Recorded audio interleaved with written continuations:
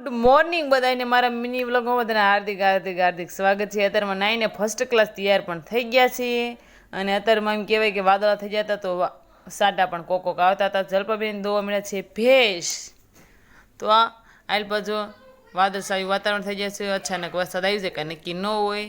તો એમ કહેવાય કે શિરાવાનું બની ગયું છે, તો આપણે શિરાવાનું છે, તો હવે જલ્દી જલ્દી શિરાવા મળવી। તો આપણે શિરાવાનું તૈયાર થઈ ગયું છે, તો બધા જો શિરાવા બેસી ગયા છીએ।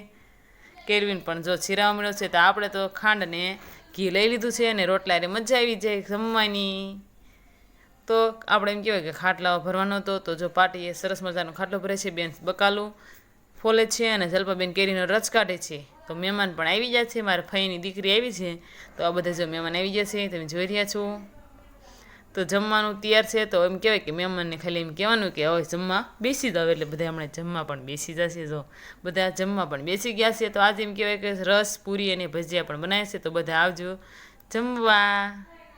તો કાજુબેન તો 11 કરવા જ આવ્યા છે અને સંજય પડે પણ આવ્યા છે ભાઈ, જો રસ અને પૂરી ખાવા માંડ્યા છે। તો આજના મિની વ્લોગમાં આટલું જ, તે નેક્સ્ટ મળશું નવા મિની વ્લોગ સાથે।